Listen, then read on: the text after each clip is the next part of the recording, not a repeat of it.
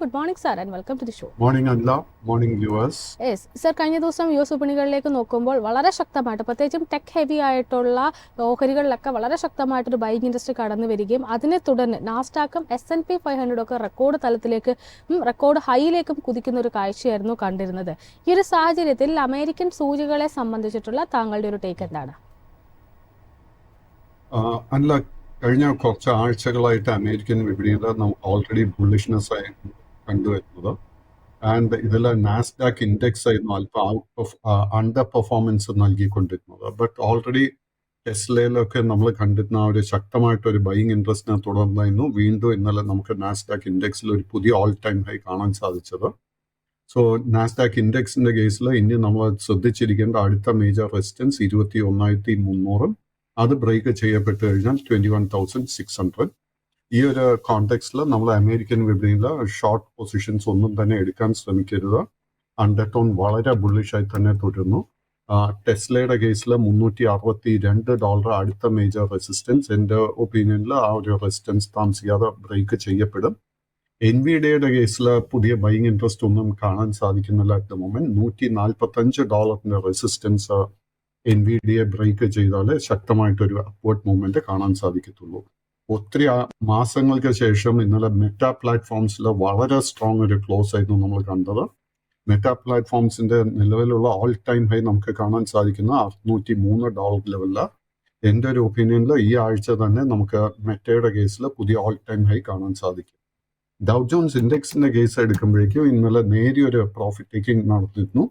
But ഇത് ഒരു വിധത്തിലും അണ്ടർടോണിനെ ബാധിക്കുന്നില്ല. മേജറായിട്ടൊരു സപ്പോർട്ട് കാണുന്നത് 43,000 നമുക്ക് വീക്ക്നെസ്. യെസ്, അതിനോടൊപ്പം തന്നെ അതായത് കമ്മോഡിറ്റി മാർക്കറ്റിലേക്ക് കൂടി വരികയാണ്. ഓൾറെഡി നമ്മൾ കഴിഞ്ഞ ദിവസങ്ങളിലൊക്കെ ഡിസ്കസ് ചെയ്തിട്ടുണ്ടായിരുന്നു. കമ്മോഡിറ്റി മാർക്കറ്റിൽ പ്രത്യേകിച്ചും ക്രൂഡിലേക്ക് എത്തുമ്പോഴേക്കും ഒരു ബിയറിഷ് ടോൺ ആയിരുന്നു കാണുന്നതെന്ന്. നിലവിൽ ഇന്നിപ്പോൾ ക്രൂഡിൽ നോക്കുമ്പോൾ ഒരു ഫ്ലാറ്റ് ടു ലോ ടോണിലാണ് ഇപ്പോൾ ട്രേഡിംഗ് നടത്തി വരുന്നത്. WTI ക്രൂഡിലേക്ക് എത്തുമ്പോഴേക്കും $68 എന്നൊരു നിലയിലാണ് WTI ക്രൂഡിൻ്റെ ഫ്യൂച്ചേഴ്സിൽ ട്രേഡിംഗ് നടത്തി വരുന്നത്. ബ്രൻഡിൻ്റെ ഫ്യൂച്ചേഴ്സിലേക്ക് എത്തുമ്പോഴേക്കും വളരെ ഫ്ലാറ്റായിട്ട് $71.78 എന്നൊരു നിലയിലാണ് ഇപ്പോൾ ട്രേഡിംഗ് നടത്തി വരുന്നത്. കമ്മോഡിറ്റിയിലുള്ള പ്രത്യേകിച്ചും ക്രൂഡിലുള്ള താങ്കളുടെ ഒരു വ്യൂ എന്താണ്? ഏതൊക്കെ ലെവലുകളാണ് താങ്കൾ ഇനി മുന്നോട്ടേക്ക് വാച്ച് ചെയ്യുന്നത്? ക്രൂഡിന്റെ കേസിൽ നമുക്ക് ഒരു ചേഞ്ച് ഓഫ് ഒപ്പീനിയനോ ഇല്ല. Short and long term trend നിലവിൽ ബെയറിഷായി തന്നെ തുടരുന്നു. നമ്മൾ കൈവശം ലോങ് പൊസിഷൻസ് ഉണ്ടെങ്കിൽ നമ്മൾ $67.50 സ്റ്റോപ്പ് ലോസ് മെയിൻറ്റെയിൻ ചെയ്യേണ്ടത്. നമുക്കൊരു ട്രെൻഡ് റിവേഴ്സൽ ക്രൂഡിന്റെ കേസിൽ കാണാൻ സാധിക്കുമെങ്കിൽ WTI ക്രൂഡ് $73 റെസിസ്റ്റൻസ് ബ്രേക്ക് ചെയ്യണം. അറ്റ് ദിസ് പോയിന്റ് എനിക്ക് തോന്നുന്നില്ല അത് എളുപ്പത്തിന് ബ്രേക്ക് ചെയ്യാൻ സാധിക്കുമെന്ന്. യെസ്, അപ്പം ഗോൾഡിലേക്ക് കൂടി വരികയാണ്. ഗോൾഡിൻ്റെ ഫ്യൂച്ചേഴ്സിനെ സംബന്ധിച്ചിട്ടും കഴിഞ്ഞ കുറച്ച് ദിവസങ്ങളായിട്ടൊരു സൈഡ് വേസ് പാറ്റേണിലാണ് ട്രേഡിംഗ് നടന്നു വരുന്നതെന്ന് കാണാം. നിലവിൽ ഫ്ലാറ്റ് പോസിറ്റീവ് ടോണിൽ $2,659.51 എന്നൊരു നിലയിലാണ് ഗോൾഡിൻ്റെ ഫ്യൂച്ചേഴ്സിൽ ഇപ്പോൾ ട്രേഡിംഗ് നടന്നു വരുന്നത്. ഗോൾഡിൽ ഇനി മുന്നോട്ടേക്ക് താങ്കൾ ഫോക്കസിൽ വെക്കുന്ന ലെവലുകൾ ഏതൊക്കെയാണ്? സ്വർണ്ണത്തിന്റെ കേസിൽ ലോങ് ടേം ട്രെൻഡ് ബുള്ളിഷായി തന്നെ തുടരുന്നു. ബട്ട് ഷോർട്ട് ടേം ട്രെൻഡിൽ നമുക്ക് വീക്ക്നെസ് കാണാൻ സാധിക്കുന്നത്. കൈവശം ലോങ് പൊസിഷൻസ് ഉണ്ടെങ്കിൽ വളരെ സ്ട്രിക്റ്റ് ആയിട്ട് $2,600 ലെവലിൽ സ്റ്റോപ്പ് മെയിൻറ്റെയിൻ ചെയ്യണം. നമുക്ക് സ്വർണ്ണത്തിന്റെ കേസിൽ ഒരു ട്രെൻഡ് റിവേഴ്സൽ കാണണമെങ്കിൽ $2,685 റെസിസ്റ്റൻസ് സ്വർണം ബ്രേക്ക് ചെയ്യണം. യെസ്, അതിനോടൊപ്പം ആഭ്യന്തര വിപണിയിലേക്ക് കൂടി എത്തുകയാണ്. ആഭ്യന്തര വിപണിയെ സംബന്ധിച്ചിട്ട് ഒരു ഫസ്റ്റ് ഹാഫിൽ പ്രത്യേകിച്ച് Nifty 50യിലേക്ക് എത്തുമ്പോൾ ഫസ്റ്റ് ഹാഫിൽ ഒരു ഫ്ലാറ്റ് ആയിട്ട് അല്ലെങ്കിൽ ഒരു കൺസോൾട്ടേറ്റഡ് മോഡിലായിരുന്നു സൂചികയെങ്കിൽ പിന്നീട് സെക്കൻഡ് ഹാഫിലേക്ക് എത്തിയപ്പോഴേക്കും തിരികെ കയറുന്നൊരു ബൗൺസ് ബാക്ക് നടത്തുന്ന സൂചികയായിരുന്നു കണ്ടിരുന്നത്. പ്രത്യേകിച്ചും ഉച്ച കഴിഞ്ഞുള്ള സെഷനിൽ ഒരു ഘട്ടത്തിൽ 24,301 എന്നൊരു ലെവൽ വരെ ടച്ച് ചെയ്യുന്ന ഒരു അല്ലെങ്കിൽ ടെസ്റ്റ് ചെയ്യുന്ന ഒരു സ്ഥിതിയും കണ്ടിരുന്നു. ക്ലോസ് ചെയ്തിരിക്കുന്നതും 24,276.05 എന്നൊരു നിലയിലാണ്. Nifty 50യിലുള്ള മുന്നോട്ടേക്കുള്ള ട്രെൻഡിനെ താങ്കൾ എങ്ങനെയാണ് നോക്കിക്കാണുന്നത്? Nifty 50യുടെ കേസിൽ ലോങ് ടേം ട്രെൻഡ് സൈഡ് വേസും ഷോർട്ട് ടേം ട്രെൻഡ് ബെയറിഷുമായി തന്നെ തുടരുന്നു. ബട്ട് Nifty 50യുടെ കേസിൽ ഒത്തിരി ആഴ്ചകൾക്ക് ശേഷം നമുക്ക് ഒരു ബുള്ളിഷ് സെറ്റപ്പ് ഫോം ചെയ്തിട്ടുണ്ട്. നമ്മൾ ഇന്നത്തെ വ്യാപാരത്തിൽ ശ്രദ്ധിച്ചിരിക്കേണ്ട ഒരു റെസിസ്റ്റൻസ് ഏരിയ 24,450 ആ ഒരു റെസിസ്റ്റൻസ് ബ്രേക്ക് ചെയ്യപ്പെട്ടാൽ നമുക്കൊരു ട്രെൻഡ് റിവേഴ്സൽ കൺഫർമേഷൻ ലഭിക്കുന്നതായിരിക്കും. സോ ആ ഒരു റെസിസ്റ്റൻസ് ബ്രേക്ക് ചെയ്യപ്പെട്ടാൽ അടുത്ത മേജർ റെസിസ്റ്റൻസ് 24,700, അതിനുശേഷം 25,000, അതിനുശേഷം 25,200 പോയിന്റ്. യെസ്, അപ്പം നിഫ്റ്റി ബാങ്കിലേക്ക് കൂടി വരികയാണെങ്കിൽ നിഫ്റ്റി ബാങ്കിനെ സംബന്ധിച്ചിട്ടും കഴിഞ്ഞ ദിവസങ്ങൾ അതായത് നിഫ്റ്റി 15 അപേക്ഷിച്ചിട്ട് അത്ര ഒരു പ്രകടനം നടത്താനായിട്ട് നിഫ്റ്റി ബാങ്ക് സൂചികയ്ക്ക് സാധിച്ചിട്ടുണ്ടായിരുന്നില്ല. എന്നിരുന്നാൽ പോലും 52,109 എന്ന നിലയിൽ വളരെ ഫ്ലാറ്റ് ആയിട്ടായിരുന്നു ക്ലോസ് ചെയ്യാൻ സൂചികയ്ക്ക് സാധിച്ചിരുന്നത്. ഡേ ഹൈ പരിശോധിക്കുമ്പോൾ 52,197.25 എന്നൊരു നിലയിലാണ്. നിഫ്റ്റി ബാങ്കിലുള്ള താങ്കളുടെ ഒരു ടേക്ക് എന്താണ്? അല്ല, നിഫ്റ്റി ബാങ്ക് ഇൻഡെക്സിന്റെ കേസിൽ നമുക്ക് വളരെ ലോ റിസ്കിൽ ഒരു ബുള്ളിഷ് സെറ്റപ്പ് ഫോം ചെയ്തിട്ടുണ്ട്. ഇന്നിപ്പോൾ നമ്മൾ ഓപ്ഷൻ ട്രേഡർ ആണെങ്കിലും ഫ്യൂച്ചേഴ്സ് ട്രേഡർ ആണെങ്കിലും ഒക്കെ നമുക്ക് ലോങ് പൊസിഷൻസ് ബിൽഡപ്പ് ചെയ്യാൻ നല്ലൊരു സെറ്റപ്പ് കാണാൻ സാധിക്കുന്നത്. നമ്മൾ ട്രേഡിങ്ങിന് വേണ്ടി നമ്മൾ ശ്രദ്ധിച്ചിരിക്കേണ്ട റെസിസ്റ്റൻസ് 52,225 പോയിന്റ്. ആ ഒരു റെസിസ്റ്റൻസ് ബ്രേക്ക് ചെയ്യപ്പെട്ടാൽ അടുത്ത 3 മേജർ റെസിസ്റ്റൻസ് ലെവൽ, ആദ്യത്തെ 52,450, അതിനുശേഷം 53,200, 53,900. മൈ എക്സ്പെക്ടേഷൻ താമസിക്കാതെ തന്നെ നമുക്ക് 53,900 റെസിസ്റ്റൻസ് ബ്രേക്ക് ചെയ്യപ്പെടും. യെസ്, ഒപ്പം തന്നെ സ്റ്റോക്ക് സ്പെസിഫിക് ആയിട്ട് വരുമ്പോൾ അമരരാജ എനർജി മൊബിലിറ്റി ലിമിറ്റഡുമായി ബന്ധപ്പെട്ടുള്ള താങ്കളുടെ ഒരു വ്യൂ ആണ് ചോദിക്കുന്നത്. ഓഹരിയെ സംബന്ധിച്ചിട്ട് പറയുകയാണെന്നുണ്ടെങ്കിൽ കഴിഞ്ഞ ദിവസം തുടക്കത്തിൽ വളരെ ശക്തമായിട്ടൊരു ലെവലിലേക്ക് ഉയർന്നതിന് ശേഷം പിന്നീട് ശക്തമായിട്ടൊരു സെൽ ഓഫ് നേരിടുകയും പിന്നീട് അവിടെ നിന്നും പ്രത്യേകിച്ചും അവസാന ഘട്ടത്തിലേക്ക് എത്തിയപ്പോഴേക്കും ശക്തമായിട്ടൊരു ബൈങ് ഇൻഡസ്ട്രി കടന്നു വരികയും ചെയ്തിട്ടുണ്ടായിരുന്നു. ഓഹരിയെ സംബന്ധിച്ചിട്ട് പറയുകയാണെന്നുണ്ടെങ്കിലും ഒരു പോസിറ്റീവായിട്ട് ക്ലോസ് ചെയ്യാനായിട്ട് അമരരാജയ്ക്ക് സാധിച്ചിട്ടുണ്ടായിരുന്നു. 1.12% നേട്ടം രേഖപ്പെടുത്തിക്കൊണ്ടാണ് ക്ലോസ് ചെയ്തിരിക്കുന്നത്. കഴിഞ്ഞ ദിവസം ഏകദേശം 9,000 കോടി രൂപയിലധികം EV മേഖലയിൽ പ്രത്യേകിച്ചും ബാറ്ററി നിർമ്മാണത്തിനായിട്ട് ഇൻവെസ്റ്റ് ചെയ്യുമെന്നുള്ള സെൻട്രൽ ഗവൺമെന്റ് അപ്ഡേറ്റ്സ് ഒക്കെ വന്നിട്ടുണ്ടായിരുന്നു. ഒരുപക്ഷെ അതിന്റെ ഏറ്റവും വലിയൊരു ബെനിഫിഷ്യറി ആകാൻ സാധ്യതയുള്ള കമ്പനികളിൽ ഒന്നുകൂടിയാണ് അമരരാജ. ഈ ഒരു സാഹചര്യത്തിൽ അമരരാജയിലുള്ള താങ്കളുടെ ഒരു ടേക്ക് എന്താണ്? വളരെ ലോ റിസ്ക് ആയിട്ട് ഒരു ബുള്ളിഷ് സെറ്റപ്പ് ഫോം ചെയ്തു വരുന്നുണ്ട് അമരരാജയുടെ കേസിൽ. അമരരാജ ജൂൺ 26 ആയിരുന്നു നമുക്ക് ഓൾ ടൈം ഹൈ നൽകിയ 1,774 രൂപയിൽ. അതിനുശേഷം കഴിഞ്ഞ 5-5.5 മാസമായിട്ട് നല്ലൊരു ഹെൽത്തി കറക്ഷൻ ആയിരുന്നു ഈ സ്റ്റോക്ക് നേരിട്ടിരിക്കുന്നത്. വളരെ സ്ട്രോങ് ആയിട്ട് ഒരു സപ്പോർട്ട് ബേസ് 1,200 രൂപയിൽ ഫോം ചെയ്തിട്ടുണ്ട്. സോ നമ്മൾ ഈ കമ്പനിയുടെ ഫൈനാൻഷ്യൽസിലൊക്കെ നമ്മൾ കംഫർട്ടബിൾ ആണെങ്കിൽ നമുക്ക് ഇൻവെസ്റ്റ്മെന്റ് പർപ്പസസിന് വേണ്ടി തന്നെ നമുക്ക് ഈ ഒരു ലെവൽസിൽ പുതിയ ലോങ് പൊസിഷൻ കൺസിഡർ ചെയ്യാം. 1,200 ആയിരിക്കാം നമ്മൾ ശ്രദ്ധിച്ചിരിക്കേണ്ട സപ്പോർട്ട് ഏരിയ. ബട്ട് ഈ സ്റ്റോക്കിൽ നമ്മൾ ശക്തമായിട്ടൊരു അപ്വേർഡ് മൂവ്മെന്റ് കാണണമെങ്കിൽ 1,330 രൂപയുടെ റെസിസ്റ്റൻസ് ഈ സ്റ്റോക്ക് ബ്രേക്ക് ചെയ്യണം. അത് ബ്രേക്ക് ചെയ്താൽ അടുത്ത മേജർ റെസിസ്റ്റൻസ് 1,440. അത് ബ്രേക്ക് ചെയ്ത് കഴിഞ്ഞാൽ ഈ സ്റ്റോക്കിൽ നമുക്കൊരു ശക്തമായിട്ടൊരു അപ്വേർഡ് മൂവ്മെന്റ് കാണാൻ സാധിക്കും. യെസ്, അതിനോടൊപ്പം തന്നെ ABB ഇന്ത്യയുമായി ബന്ധപ്പെട്ടുള്ളൊരു വ്യൂ കൂടിയാണ് ചോദിക്കുന്നത്. കഴിഞ്ഞ ദിവസം 1% നേട്ടത്തിൽ ക്ലോസ് ചെയ്യാൻ ABB ഇന്ത്യക്ക് സാധിച്ചിട്ടുണ്ടായിരുന്നു. ഓഹരിയുടെ ഒരു ചാർട്ട് പരിശോധിക്കുകയാണെങ്കിലും ലാസ്റ്റ് മൊമെന്റിൽ വളരെ ശക്തമായിട്ടൊരു ബൈങ് ഇൻഡസ്ട്രി കടന്നു വന്നിരുന്നു. എന്നാൽ പിന്നീട് ക്ലോസ് ചെയ്യുന്ന തൊട്ട് മുന്നോടിയായിട്ട് ഒരു 3.25 ശേഷം നേരിയ തോതിലൊരു സെല്ലിംഗ് രേഖപ്പെടുത്തിയിട്ടുമുണ്ട്. ഈ ഒരു സാഹചര്യത്തിൽ ABB ഇന്ത്യയിലുള്ള താങ്കളുടെ ഒരു long and short time view എന്താണ്? ABBയുടെ കേസിൽ ആദ്യം തന്നെ നമ്മൾ മനസ്സിലാക്കേണ്ടത് ഇത് വളരെ ഒരു ഫൈനാൻഷ്യലി സ്ട്രോങ് ഒരു കമ്പനി. ഈ കമ്പനിക്ക് കടബാധ്യതകൾ ഒന്നും തന്നെ ഇല്ല.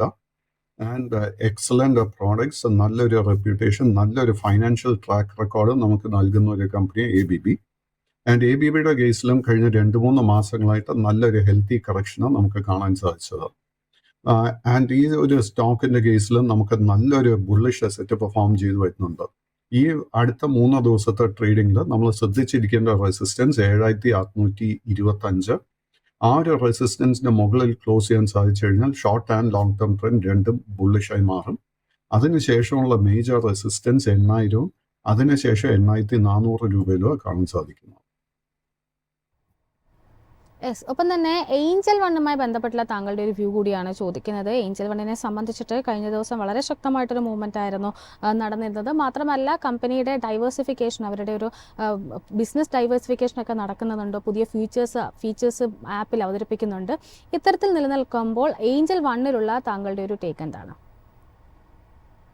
ഏഞ്ചൽ വണ്ണിന്റെ കേസിൽ long and short term trend രണ്ടും സൈഡ് വേസ് ആയിട്ടാണ് കാണാൻ സാധിക്കുന്നത്. കഴിഞ്ഞ 3 ആഴ്ചക്കിടെ ഈ ഒരു സ്റ്റോക്കിലൊരു ബൈയിങ് ഇൻട്രസ്റ്റ് കാണാൻ സാധിക്കുന്നുണ്ട്. ഈ സ്റ്റോക്കിൽ നമുക്കൊരു കൺഫർമേഷൻ, ബുള്ളിഷ് ട്രിഗറിന് കൺഫർമേഷൻ ലഭിക്കണമെങ്കിൽ അടുത്ത 3 ട്രേഡിംഗ് സെഷൻസിൽ ഈ സ്റ്റോക്ക് 3000 രൂപയുടെ മുകളിൽ ക്ലോസ് ചെയ്യണം.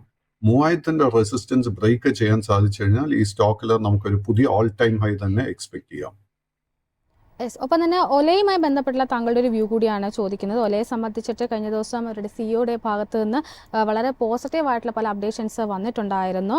ഏകദേശം തുടക്കത്തിൽ വളരെ ശക്തമായിട്ട് സെൽ ഓഫ് നേരിട്ടിരുന്നു എങ്കിൽ പോലും അവസാനത്തിലേക്ക് എത്തിയപ്പോഴേക്കും, ട്രേഡിംഗ് ഡേയുടെ അവസാനത്തിൽ എത്തിയപ്പോഴേക്കും 6.5% നേട്ടത്തിലാണ് ഒല ക്ലോസ് ചെയ്തിരിക്കുന്നത്. ഒല ഇലക്ട്രിക്കിലുള്ള താങ്കളുടെ ഒരു ടേക്ക് എന്താണ്? ഒലയുടെ കേസിൽ നമ്മൾ ആദ്യം ഓർക്കേണ്ടത് കഴിഞ്ഞ ഓഗസ്റ്റ് മാസത്തിലായിരുന്നു ഇത് ലിസ്റ്റ് ചെയ്യപ്പെട്ടത്. ലിസ്റ്റിംഗിന് ശേഷം മറ്റ് പല IPO സ്റ്റോക്സിന്റെ ഒപ്പം തന്നെ ഈ ഒരു സ്റ്റോക്കിലും വളരെ ഹെവി ഒരു സെല്ലിംഗ് പ്രഷറായിരുന്നു ഈ സ്റ്റോക്ക് നേരിട്ടത്. ബട്ട് കഴിഞ്ഞ ഒരാഴ്ചക്കിടെ ഈ സ്റ്റോക്കിൽ ബൈയിങ് ഇൻട്രസ്റ്റ് വന്നു തുടങ്ങിയിട്ടുണ്ട്. ആൻഡ് നമുക്ക് കാണാൻ സാധിക്കുന്ന there is A trend reversal. So ഈ കമ്പനിയുടെ ഫൈനാൻഷ്യൽസ് മികച്ചതല്ലെങ്കിലും ഇതൊരു കോൺട്രേറിയൻ ട്രേഡ് ആയിട്ടാണ് നമ്മൾ ഇതിനെ വിലയിരുത്തേണ്ടത്, ഷോർട്ട് ടേം ട്രേഡ്. ആൻഡ് ഈ ഒരു സ്റ്റോക്കിൽ കറണ്ട് ലെവൽസിൽ തന്നെ നമ്മൾ ഒരു അല്പം റിസ്ക് എടുക്കാൻ പ്രിപ്പയർഡ് ആണെങ്കിൽ ഒരു ട്രേഡിംഗ് പൊസിഷൻ എടുക്കാൻ സാധിക്കും. സ്റ്റോക്കിന് ഇമ്മീഡിയറ്റ് ആയിട്ട് 3 റെസിസ്റ്റൻസ് ലെവൽസ് കാണുന്നത്. ആദ്യത്തെ 100 രൂപ, 112, 125. ഒരു ഡിസ്ക്ലോഷർ, എനിക്ക് പേഴ്സണലി ഈ സ്റ്റോക്കിൽ ഒരു ലോങ് പൊസിഷൻ ഉണ്ട്. യെസ്, ഏതായാലും ധാരാളം പ്രേക്ഷകർ ക്വയറീസുമായി എത്തിയിട്ടുണ്ട്. അതിലാദ്യമായിട്ട് ഒന്നിലധികം പ്രേക്ഷകർ വിവിധ ഷിപ്പ് ബിൽഡിംഗ് ഓഹരികളുമായി ബന്ധപ്പെട്ടുള്ള താങ്കളുടെ ഒരു വ്യൂ ആണ് ചോദിച്ചിരിക്കുന്നത്.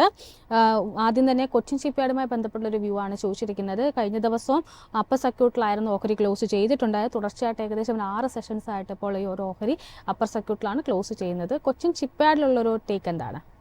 കൊച്ചിൻ ഷിപ്പ്യാർഡിന്റെ കേസിൽ അല്ല പറഞ്ഞാൽ വളരെ ശരിയാണ്. കഴിഞ്ഞ 6-7 സെഷൻസ് ആയിട്ട് തുടർച്ചയായിട്ട് നമുക്ക് ഈ ഒരു സ്റ്റോക്ക് അപ്പർ സർക്യൂട്ടിലോട്ട് ക്ലോസ് ചെയ്യുന്ന ഒരു സിറ്റുവേഷൻ കാണാൻ സാധിക്കുന്നത്.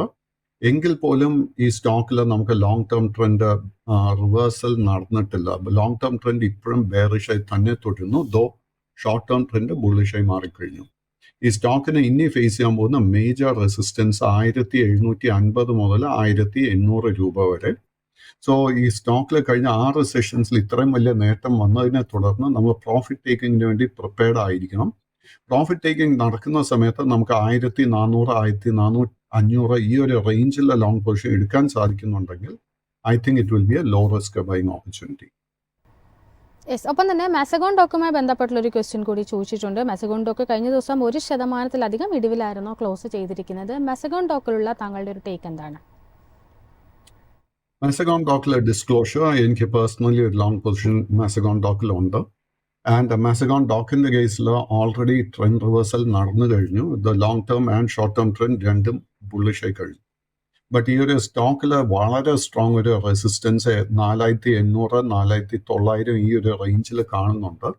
ഈ ഒരു റെസിസ്റ്റൻസ് ബ്രേക്ക് ചെയ്യാൻ സാധിച്ചാൽ മാത്രമേ ഈ സ്റ്റോക്കിൽ ശക്തമായിട്ടൊരു മുന്നേറ്റം കാണാൻ സാധിക്കത്തുള്ളൂ.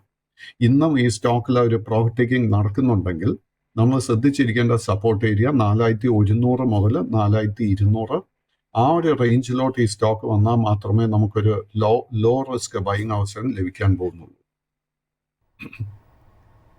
ജിജി എന്ന പ്രേക്ഷകൻ ഏഷ്യൻ പെയിൻസുമായി ബന്ധപ്പെട്ടുള്ള ഒരു വ്യൂ ആണ് ചോദിച്ചിരിക്കുന്നത്. കഴിഞ്ഞ ദിവസം ഒരു ഫ്ലാറ്റ് ലോ ടോണിലായിരുന്നു ഓഹരി ക്ലോസ് ചെയ്തിരിക്കുന്നത്. ഏഷ്യൻ പെയിൻസിലുള്ള മുന്നോട്ടേക്കുള്ള താങ്കളുടെ ഒരു വിലയിരുത്തൽ എന്താണ്?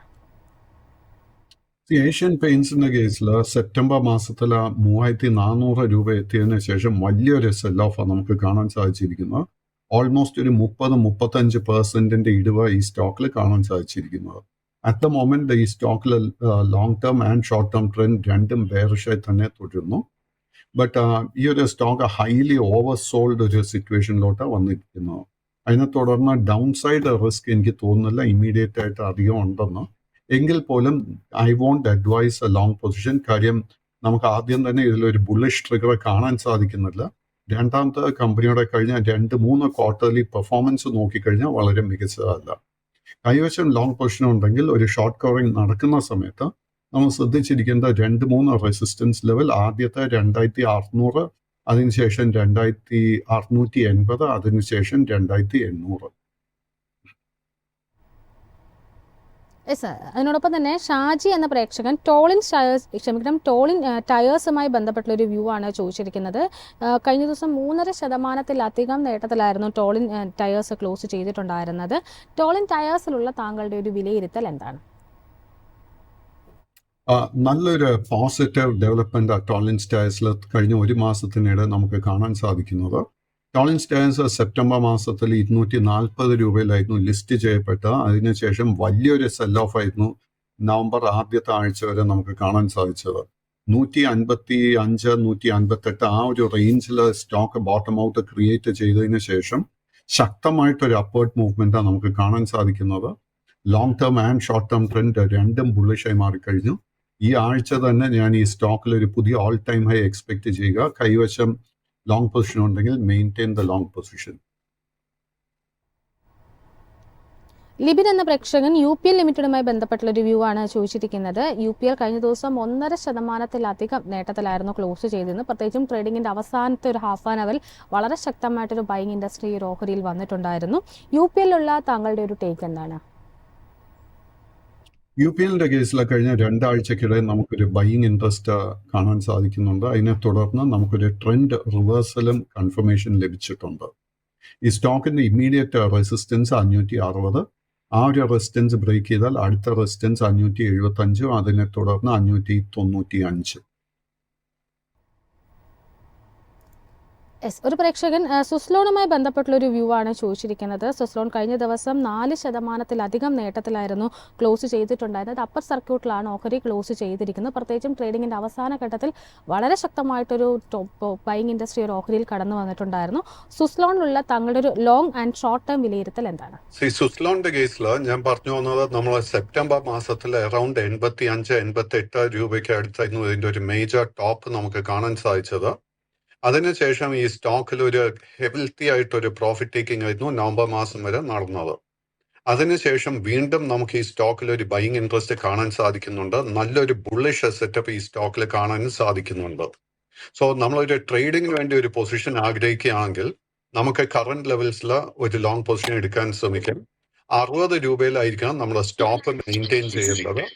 ഈ സ്റ്റോക്കിന്റെ ഇമ്മീഡിയറ്റ് ആയിട്ടുള്ള ചില റെസിസ്റ്റൻസ് ലെവൽ ആദ്യത്തത് 70 രൂപ, അതിനുശേഷം 73 രൂപ, അതിനുശേഷം 77 രൂപ. രമ സ്റ്റീൽ ട്യൂബ്സുമായി ബന്ധപ്പെട്ടുള്ള ഒരു വ്യൂ ആണ് ചോദിച്ചിരിക്കുന്നത്. കഴിഞ്ഞ ദിവസം ഓഹരി 10% ഒരു നേട്ടം രേഖപ്പെടുത്തിക്കൊണ്ട് അപ്പർ സർക്യൂട്ടിൽ 13.53 എന്നൊരു നിലയിലാണ് ക്ലോസ് ചെയ്തിരിക്കുന്നത്. രമ സ്റ്റീൽ ട്യൂബ്സുമായി ബന്ധപ്പെട്ടുള്ള താങ്കളുടെ ഒരു ടേക്ക് എന്താണ്? രമ ട്യൂബ്സ് ഒരു പെനി എന്നുള്ളൊരു കാര്യം നമ്മൾ മാർക്കരുത്. ഒത്തിരി സ്പെക്കുലേറ്റീവ് ട്രേഡിംഗ് നടക്കുന്ന ഒരു സ്റ്റോക്കാണ്. ആൻഡ് എനിക്ക് തോന്നുന്നത് ഈ സ്റ്റോക്കിൽ കാര്യമായിട്ട് ലിക്വിഡിറ്റി ഒന്നും തന്നെ കാണാൻ സാധിക്കാത്തത് കൊണ്ട് തന്നെ ഈ സ്റ്റോക്കിൽ ഇടയ്ക്കിടെ ഒരു മാനിപ്പുലേഷൻ നടക്കുന്ന ഒരു ഫീലും എനിക്ക് കിട്ടുന്നുണ്ട്. സോ നമ്മൾ വളരെ കെയർഫുൾ ആയിട്ട് വേണം ഈ തരം സ്റ്റോക്സിൽ ട്രേഡിംഗ് പൊസിഷൻ എടുക്കാൻ ആഗ്രഹിക്കുന്നുണ്ടെങ്കിൽ. ബട്ട് ഈ സ്റ്റോക്കിന്റെ മേജർ ഇമ്മീഡിയറ്റ് റെസിസ്റ്റൻസ് കാണുന്നത് 14 രൂപ 50 പൈസ, അതിനുശേഷം 15 രൂപ, അതിനുശേഷം 17 രൂപയിലും.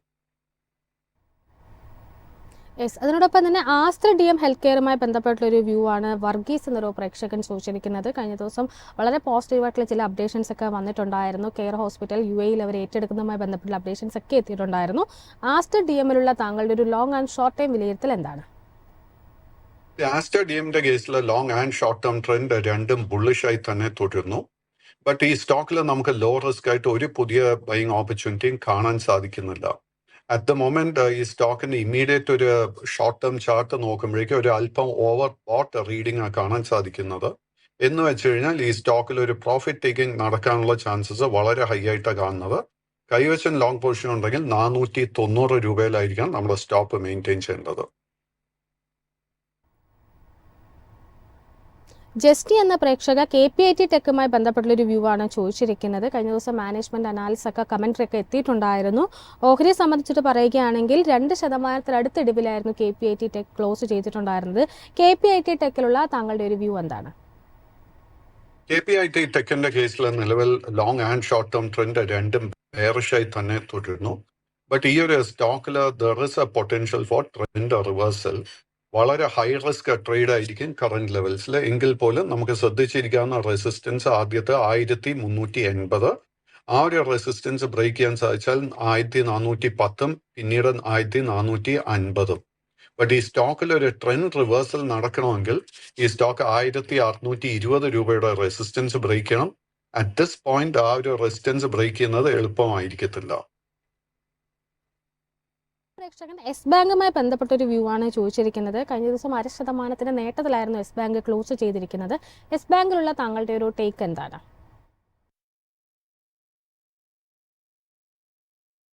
രണ്ടും ബെയറിഷ് ആയിട്ടാണ് കാണാൻ സാധിക്കുന്നത്. ബട്ട് ഈ ഒരു സ്റ്റോക്കിൽ എനിക്ക് തോന്നുന്നത് ഷോർട്ട് ടേമിൽ ഒരു ട്രെൻഡ് റിവേഴ്സലിന് ഒരു സാധ്യതയുണ്ട്. നമ്മൾ ശ്രദ്ധിച്ചിരിക്കേണ്ട ഒരു കാര്യം, ഈ സ്റ്റോക്കിന്റെ ഫൈനാൻഷ്യൽസ് മികച്ചതല്ല. നമ്മൾ നേരത്തെ നിഫ്റ്റി ബാങ്ക് ഇൻഡെക്സിനെ കുറിച്ച് സംസാരിച്ചിരുന്നു. നിഫ്റ്റി ബാങ്ക് ഇൻഡെക്സിൽ ഇന്നൊരു ബുള്ളിഷ് ട്രിഗർ നമുക്ക് ലഭിക്കുന്നുണ്ടെങ്കിൽ തീർച്ചയായിട്ടും യെസ് ബാങ്കിലും നമുക്കൊരു ബുള്ളിഷ് ട്രിഗർ ലഭിക്കാനുള്ള ചാൻസസ് വളരെ ഹൈ ആണ്. സോ ആ ഒരു ട്രിഗർ ലഭിക്കുന്നുണ്ടെങ്കിൽ പിന്നീട് നമ്മൾ ശ്രദ്ധിച്ചിരിക്കേണ്ട 3 റെസിസ്റ്റൻസ് ലെവൽ, ആദ്യത്തേത് 21 രൂപ, 21 രൂപ 50 പൈസ, 22 രൂപ 50 പൈസ. Yes, thank you so much Pratheesh sir, ഇത്രയും സമയം ഞങ്ങളോടൊപ്പം ചെലവഴിച്ചതിന്.